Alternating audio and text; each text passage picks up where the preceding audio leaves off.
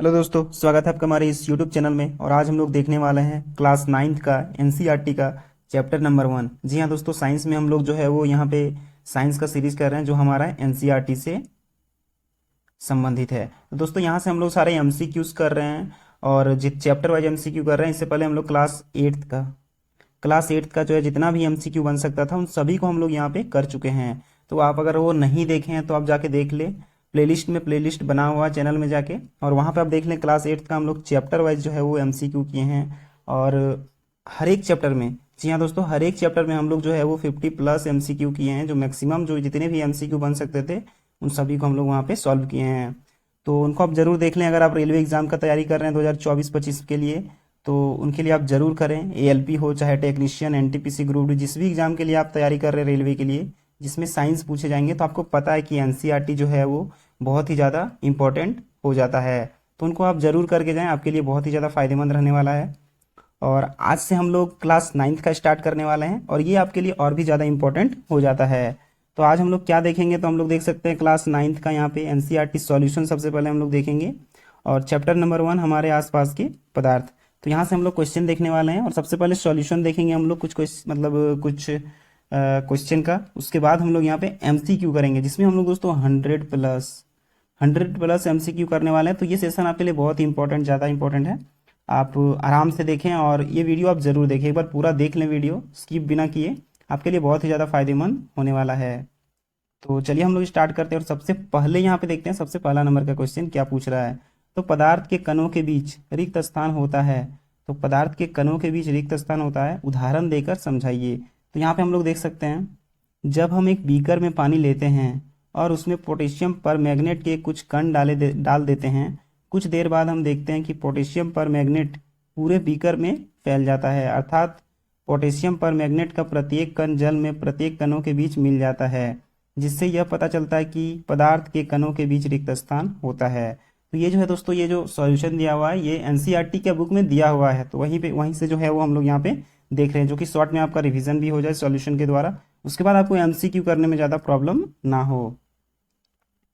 तो 2 नंबर यहाँ पे बोल रहा है, क्वेश्चन क्वेश्चन 2 है कि कारण बताइए क्यों गैस उस बर्तन को पूरी तरह भर देती है जिसमें इसको रखते हैं। तो द्रवों की तुलना में गैसों की संपीड्यता अधिक होती है। ये आप याद रखिएगा कि द्रवों की तुलना में गैसों की संपीड्यता अधिक होती है, जिससे ये जिस बर्तन में डालना होता है तेजी से स्थान लेते हैं और पूरी तरह भर देते हैं। तो यहाँ पे इसका उत्तर भी दिया गया है जैसा कि आप देख सकते हैं। अब क्वेश्चन नंबर 3 देखते हैं कि वाष्पीकरण के कारण शीतलता कैसे होती है। तो वाष्पीकरण के कारण मतलब उसके दौरान जो है वो कम हुई ऊर्जा को पुनः प्राप्त करने के लिए द्रवों के कण अपने आसपास से ऊर्जा अवशोषित कर लेते हैं। इस तरह आसपास के ऊर्जा अवशोषित होने से आसपास ठंडक होने लगता है, शीतलता आ जाती है। तो ये आप यहाँ पे याद रखिएगा। नेक्स्ट यहाँ पे क्वेश्चन पूछ रहा है कि ठोस कार्बन डाइऑक्साइड को शुष्क शुष्क बर्फ। जी हाँ दोस्तों, ये आप याद रखिएगा कि ठोस कार्बन डाइऑक्साइड जो होता है उसको शुष्क बर्फ कहा जाता है, ड्राई आइस कहा जाता है। तो क्यों कहते हैं इसे, तो यहाँ पे देख सकते हैं इसका उत्तर में दिया गया है, जब वायुमंडलीय दाब का माप 1 एटमॉस्फेयर हो तो ठोस कार्बन डाइऑक्साइड, जिसको CO2 बोलते हैं, द्रव अवस्था में आए बिना सीधे गैस में परिवर्तित हो जाता है। यही कारण है कि ठोस कार्बन डाइऑक्साइड को शुष्क बर्फ यानी कि ड्राई आइस कहा जाता है। नेक्स्ट क्वेश्चन है क्वेश्चन नंबर 5 है यहाँ पे, ऊर्ध्वपातन किसे कहते हैं। तो द्रव अवस्था में परिवर्तन हुए बिना, मान के चलिए कि जैसे कि यहाँ पे द्रव अवस्था में परिवर्तन हुए बिना ठोस अवस्था से सीधे गैस में, मान लीजिए वो ठोस में कोई वस्तु है वो डायरेक्ट वो गैस में परिवर्तित हो जाता है, तो उसको ऊर्ध्वपातन कहते हैं। तो यहाँ पे देख सकते हैं जैसे कि दिया हुआ है, द्रव अवस्था में परिवर्तन हुए बिना ठोस अवस्था से सीधे गैस और वापस ठोस में बदलने की प्रक्रिया को ऊर्ध्वपातन जिसे हम लोग सब्लिमेशन कहते हैं। इसको आप याद रखिएगा, बहुत ही ज़्यादा इंपॉर्टेंट है और एग्जाम में ये बार बार पूछा जाता है ये क्वेश्चन। नेक्स्ट है क्वेश्चन नंबर 6। तो क्वेश्चन नंबर 6 है, वाष्पीकरण को प्रभावित करने वाले कौन कौन से कारक हैं। तो यहाँ पे देख सकते हैं उत्तर में दिया गया है, सतह क्षेत्र बढ़ने पर वाष्पीकरण एक अस्थायी प्रक्रिया है और अस्थायी क्षेत्र बढ़ने पर वाष्पीकरण की दर भी बढ़ जाती है। और 2 नंबर में दिया गया है, तापमान में वृद्धि, तापमान बढ़ने पर पदार्थ के कणों को पर्याप्त गतिज ऊर्जा मिल जाती है जिससे वाष्पीकरण की दर बढ़ जाती है। नेक्स्ट यहाँ पे देख सकते हैं 3 नंबर में दिया है आर्द्रता में कमी वायु में उपस्थित जल वाष्प की मात्रा जिसे आर्द्रता कहते हैं। जल वाष्प बढ़ने से आर्द्रता बढ़ेगी और आर्द्रता बढ़ने से वाष्पीकरण की दर घट जाती है। और नेक्स्ट यहाँ पे वायु की गति में वृद्धि, मतलब वायु की गति में वृद्धि होने से जल वाष्प के कण तेजी से वायु के साथ उड़ जाते हैं, जिससे आसपास की जल वाष्प की मात्रा घट जाती है। नेक्स्ट है यहाँ पे क्वेश्चन 7 पूछ रहा है, क्या बोला है कि प्लाज्मा क्या है। यहाँ पे प्लाज्मा के बारे में पूछा है, तो उत्तर में देख सकते हैं प्लाज्मा पदार्थ की चौथी अवस्था है। नियॉन बल्ब के अंदर नियॉन गैस और फ्लोरेंस ल्यूब के अंदर हीलियम या एनी गैस होती है। विद्युत ऊर्जा प्रवाहित होने पर यह गैस आयनीकृत यानी अवशेषित हो जाती है। अवशेषित होने से ट्यूब या बल्ब के अंदर चमकीला पदार्थ तैयार होता है, जिसे प्लाज्मा कहते हैं। नेक्स्ट है यहाँ पे नेक्स्ट देख सकते हैं क्वेश्चन नंबर 8 पूछ रहा है कि गुप्त ऊष्मा किसे कहते हैं। तो चलिए हम लोग यहाँ पे उत्तर में देखते हैं कि गुप्त ऊष्मा आखिर किसे कहते हैं। तो गलने की प्रक्रिया के दौरान गलनांक पर पहुंचने के बाद जब तक कोई पदार्थ पूरी तरह गल नहीं जाता, तापमान नहीं बदलता, चाहे उसमें और भी ऊर्जा दे दी जाए, पदार्थ के कणों के आकर्षण बल को बदलने के लिए ताकि अवस्था में परिवर्तन हो सके, तापमान में बिना कोई वृद्धि दर्शाए पदार्थ उस अतिरिक्त ऊष्मा को अवशेषित कर लेता है। यह ऊष्मा पदार्थ में छुपी रहती है, जिसे गुप्त ऊष्मा कहते हैं। नेक्स्ट है यहाँ पे क्वेश्चन नंबर 9 पूछ रहा है कि संगलन की प्रसुप्त ऊष्मा किसे कहते हैं।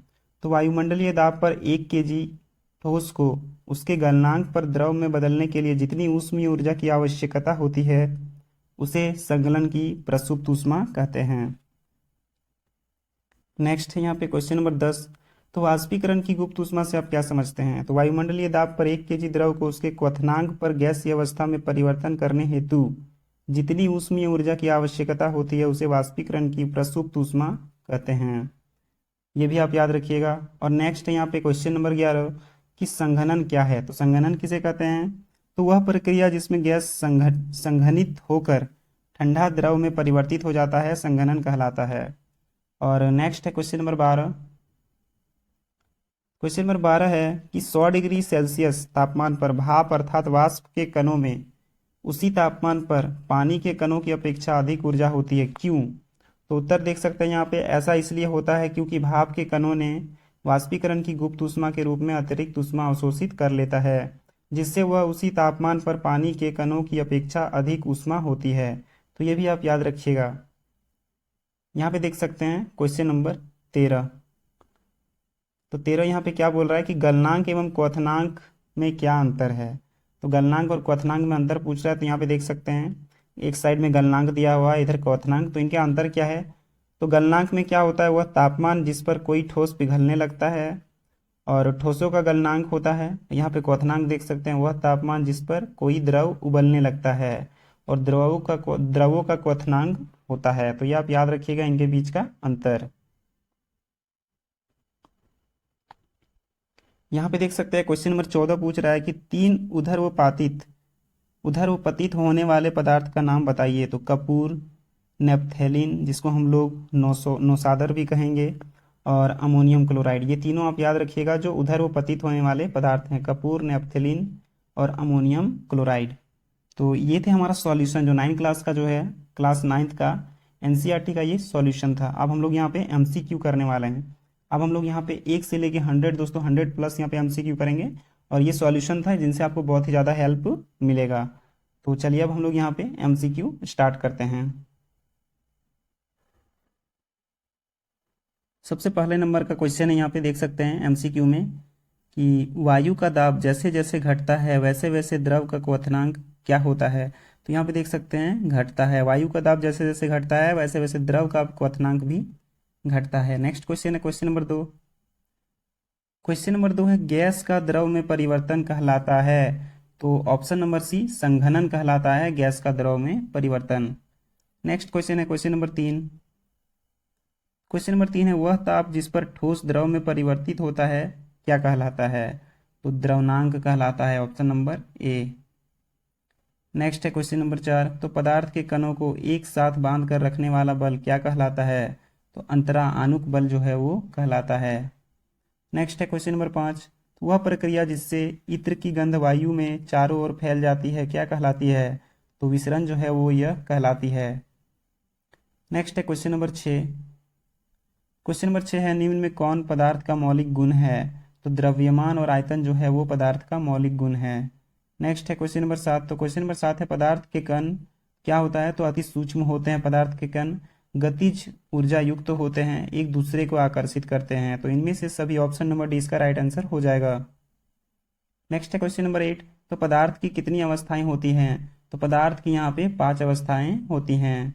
नेक्स्ट क्वेश्चन है क्वेश्चन नंबर 9, तो निम्न में कौन पदार्थ का गुण नहीं है? तो यहाँ पे देख सकते हैं तरंग दैर्घ्य जो है वो पदार्थ का गुण नहीं है। बाद बाकी पदार्थ में जो है वो घनत्व, संपीड्यता और विसरण ये तीनों आपका होता है। नेक्स्ट है क्वेश्चन नंबर 10, क्वेश्चन नंबर 10 है किसकी संपीड्यता सबसे कम होती है? तो यहाँ पे देख सकते हैं ठोस का संपीड्यता जो है वो सबसे कम होता है। नेक्स्ट है क्वेश्चन नंबर 11, निम्न में किसका घनत्व सबसे अधिक होता है? तो ठोस का घनत्व जो है वो सबसे ज्यादा अधिक होता है। नेक्स्ट है क्वेश्चन नंबर 12, किसी ठोस पदार्थ का सीधे वाष्प में परिवर्तन क्या कहलाता है? तो ऊर्ध्वपातन कहलाता है। अगर ठोस से सीधे जो है वो वाष्प में परिवर्तन हो जाता है तो उसे ऊर्ध्वपातन कहते हैं। नेक्स्ट है क्वेश्चन नंबर 13, तो वाष्पन की प्रक्रिया से उत्पन्न होती है, तो इसका सही आंसर हो जाएगा ठंडक उत्पन्न होती है। नेक्स्ट है क्वेश्चन नंबर 14, तो 100 डिग्री सेल्सियस का ताप का केल्विन में मान कितना होगा? तो इसका जो सही आंसर हो जाएगा वो 373 पॉइंट जो है 15 जो है वो हो जाएगा इसका राइट आंसर। नेक्स्ट है किसी पदार्थ का केल्विन में ताप 673.158 सेल्सियस या सेंटीग्रेड में इस ताप का मान क्या होगा? तो इसका सही आंसर हो जाएगा यहाँ पे 400, क्योंकि दोस्तों जो है वो 400 तो 273 इसमें जो है वो ऐड किया जाता है, ये आप याद रखिएगा। मान लीजिए यहाँ पे 100 का मान पूछेगा कि सेल्सियस में कितना होगा, तो 373 इसका सही आंसर हो जाएगा।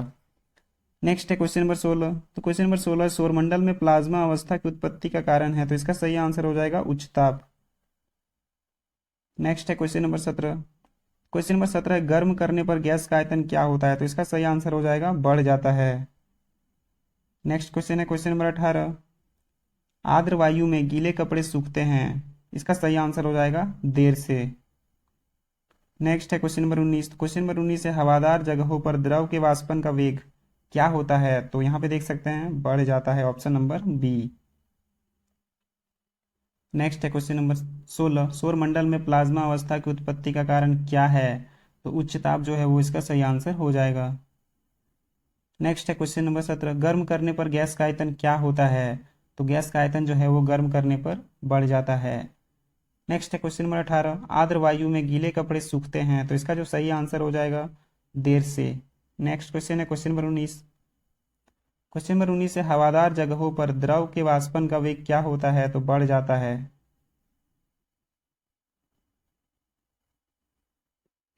नेक्स्ट है क्वेश्चन नंबर 20, तो निम्नलिखित में से कौन सही नहीं है?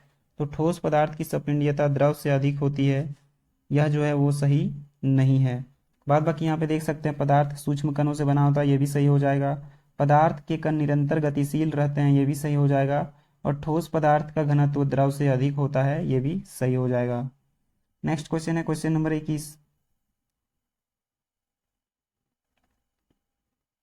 क्वेश्चन नंबर 21 है तापमान बढ़ाने पर कोई ठोस पदार्थ क्या होता है? तो द्रव में परिवर्तित हो जाता है, बिना द्रव में बदले सीधे गैसीय अवस्था में जा सकता है और अपरिवर्तित रह सकता है। तो ऑप्शन नंबर डी उपयुक्त सभी इसका सही आंसर हो जाएगा। नेक्स्ट है क्वेश्चन नंबर 22, निम्न में किसका उदर्वपातन होता है? तो इसका सही आंसर हो जाएगा आयोड का जो है वो उदर्वपातन होता है।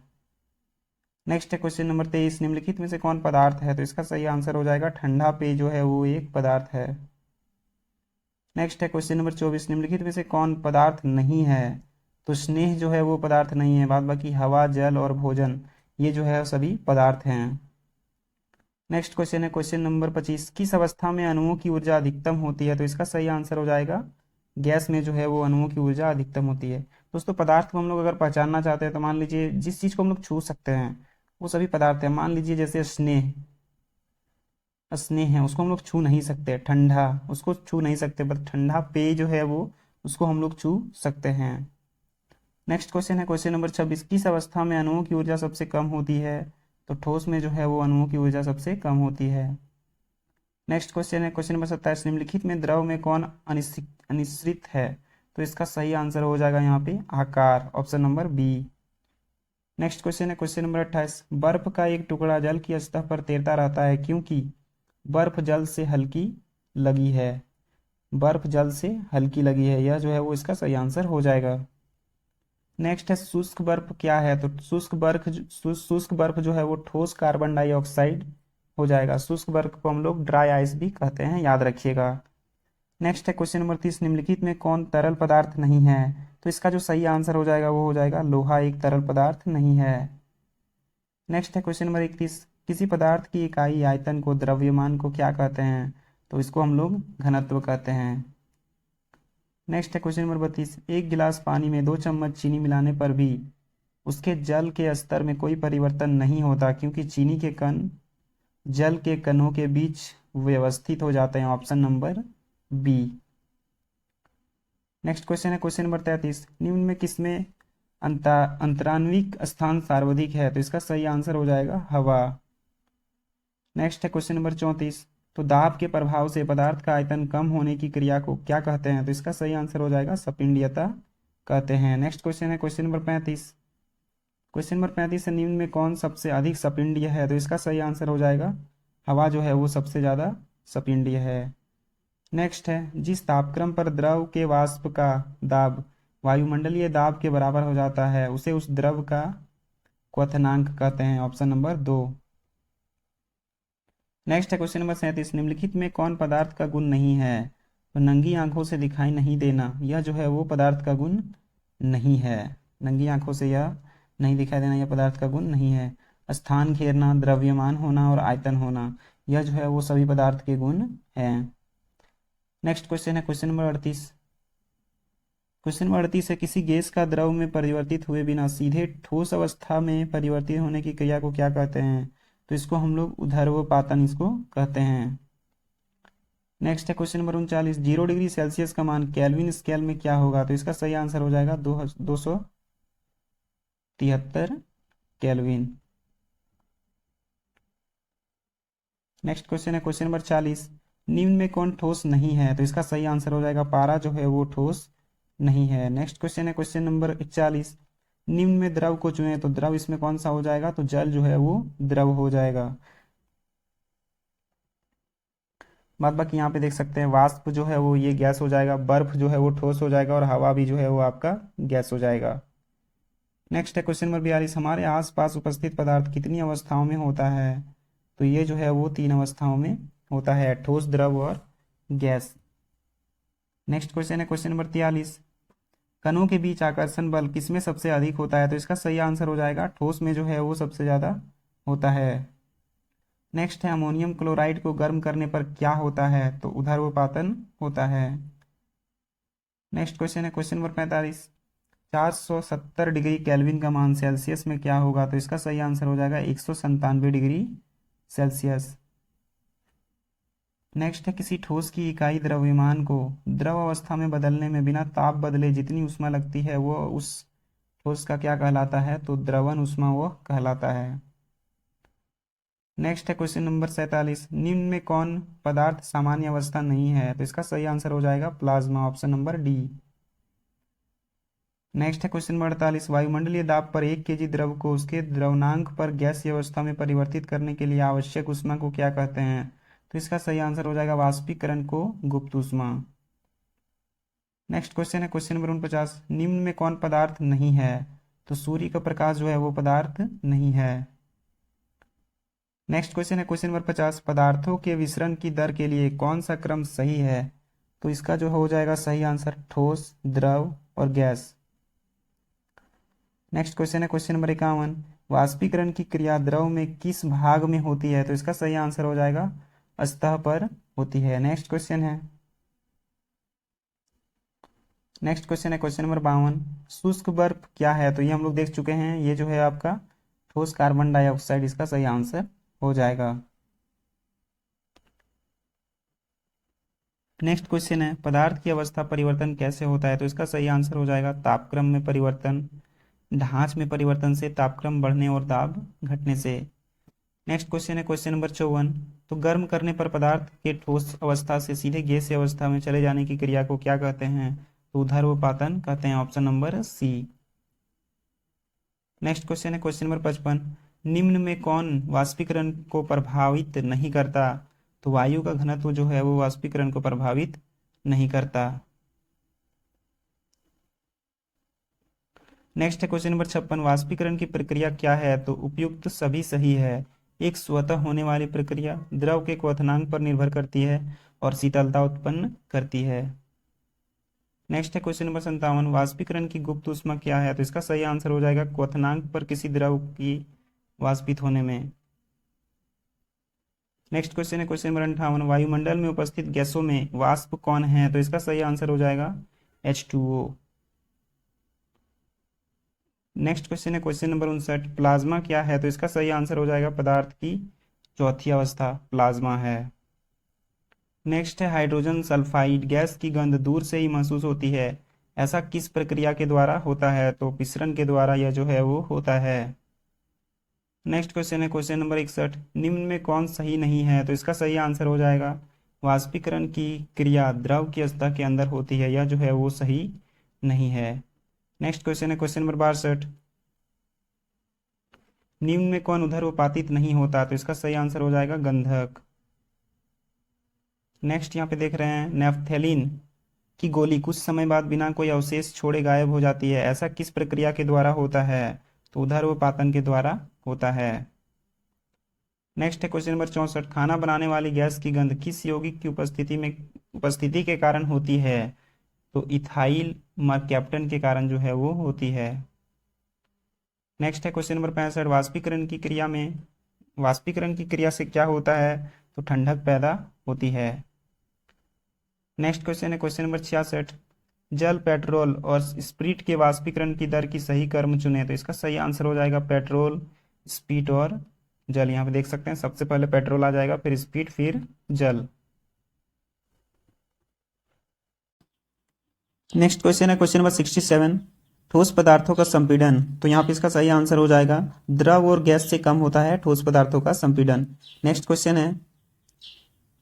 है सही कथन को चुने। तो यहाँ पे इसका सही हो जाएगा ठोस पदार्थों की आकृति और उसके आयतन निश्चित होते हैं, ये आपका सही हो जाएगा ऑप्शन नंबर सी।